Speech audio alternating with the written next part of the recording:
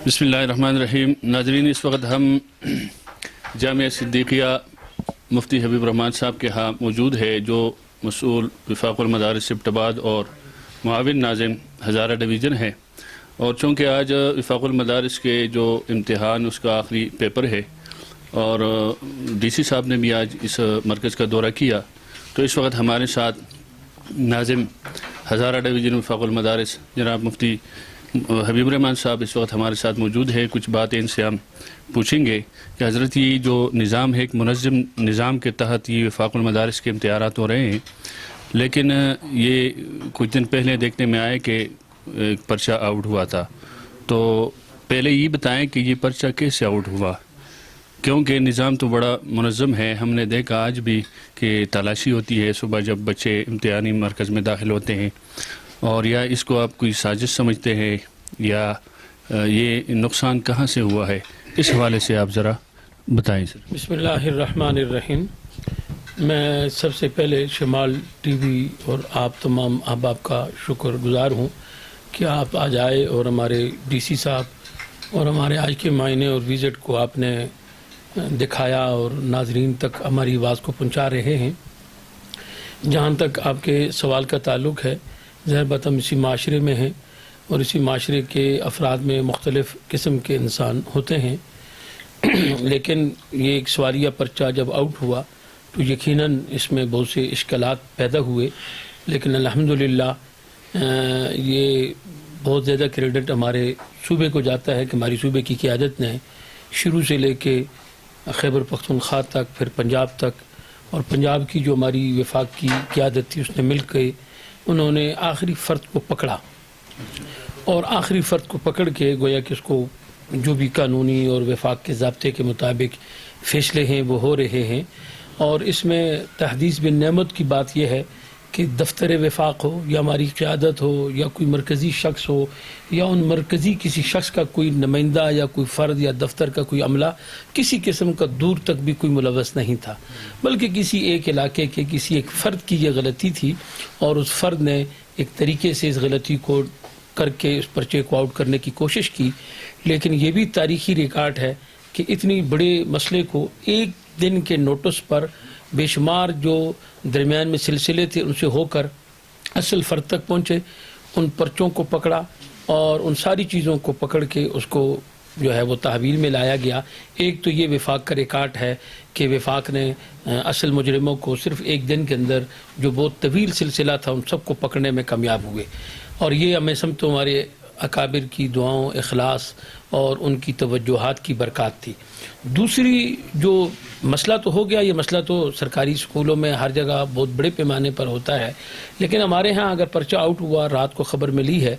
तो एक बहुत बड़ा कारनामा है वफाक का कि उस दर्जे के जिन जिन दर्जों के ये पर्चे आउट हुए उनका इम्तिहान कैंसिल नहीं किया, क्योंकि आम बच्चों की गलती नहीं है, वो तो इम्तिहान की तैयारी कर चुके हैं, तो लिहाजा उनके इम्तिहान को जारी रहने दिया। अलबत्ता सुबह जो 9 बजे हमारा पर्चा शुरू हो रहा था तो हमारा एक ऐसा तरसील का या एक ऐसा मुनज़्ज़म निज़ाम है कि पूरे पाकिस्तान में गिलगित समेत दूर दराज चारों सूबों में, कश्मीर समेत, नया पर्चा सुबह 9 बजे सेंटर में पहुंच चुका था। अगर कहीं लीक हुआ भी तो वो पर्चा चूँकि वो दोबारा था नहीं सामने, और जिन जिन दर्जों के पर्चे आउट हुए थे उनके नए पर्चे सुबह पहुँच चुके थे। अच्छा सर, ये तो अंदाज़ा इससे लगाया जा सकता है कि बड़ा मजबूत निज़ाम है वफाकुल मदारिस का कि एक ही रात के अंदर पूरे मुल्क के तमाम इम्तिहानी मराकज़ तक पेपर पहुंचा दिया। इसके साथ साथ जो ये पर्चे अभी ख़त्म होकर जब ये जाएंगे, ये मुल्तान जाएंगे, वफाकुल मदारिस जो बोर्ड है वहाँ जाएंगे, या ये मुताल्लिक़ा डिवीज़न या ज़िली सतह पर वहीं पर इसकी चेकिंग होती है, फिर उसका क्या निज़ाम है, वो भी निज़ाम से आप मुतमईन है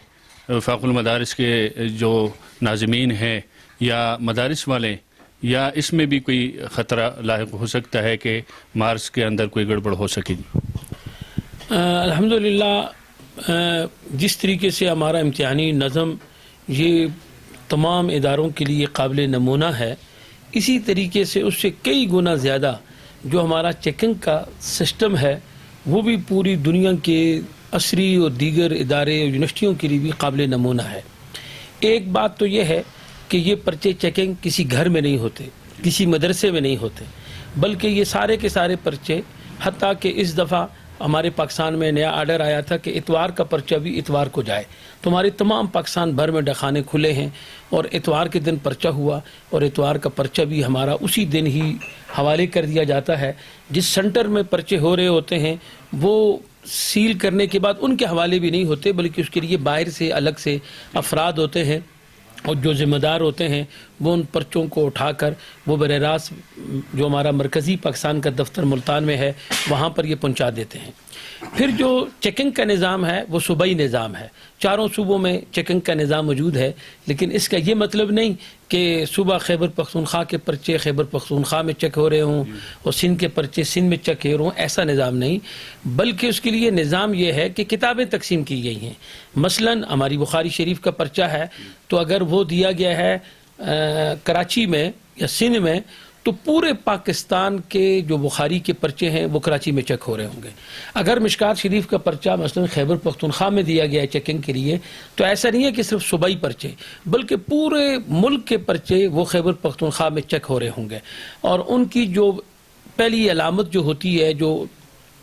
کچھ علامات ہوتی ہیں جو بچہ اپنے متعلق کر رہا ہوتا ہے، وہ پرچہ اٹھا کر الگ کر دیا جاتا ہے اور بالکل ایک نیا کوڈ جاری کیا جاتا ہے۔ اگر پرچہ چیک کرنے والے کو یہ نہیں پتا ہوتا کہ یہ کس صوبے کا پرچہ چیک کر رہا ہے، کس مدرسے کا پرچہ چیک کر رہا ہے، کون سا فرد پرچہ یہ لکھ رہا ہے جس کا پرچہ چیک کر رہا ہے، اور ہماری اس نظام کی شفافیت کی سب سے بڑی علامت یہ ہے کہ کئی دفعہ ایسا ہوا کہ ممتحن اپنے بچے کو اپنی ہاتھوں سے فیل کر کے چلا جاتا ہے، اسی کو اس کو یہ نہیں پتا ہوتا کہ میرے بچے کا پرچہ ہے، میرے مدرسے کے کسی بچے کا پرچہ ہے یا میرے صوبے کا پرچہ ہے، کیونکہ اس کے سامنے کوئی ایسی علامت اور کوئی نشانی نہیں ہوتی۔ حتیٰ کہ بچہ اگر اپنے پرچے پر کوئی بھی ذرا برابر اگر کوئی نشانی لگانا چاہے تو اس کے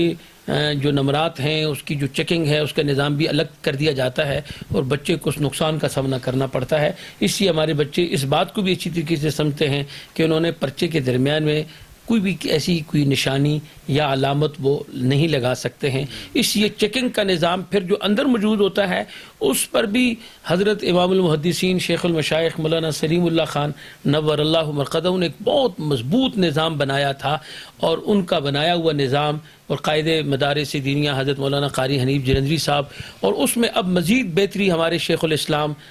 اور ہمارے پاکستان کے صدر حضرت مولانا مفتی تقی عثمانی صاحب دامت برکاتہم نے کی، تو اس نظام میں اتنی شفافیت اتنی مضبوطی ہے کہ وہاں ایک دو نمبر بھی آگے پیچھے دینا، کم دینا یا زیادہ دینا ممکن نہیں ہوتے، ورنہ اس کو اس کی بات پر اس کا سامنا کرنا پڑتا ہے اس شخص کو۔ بہت شکریہ سر۔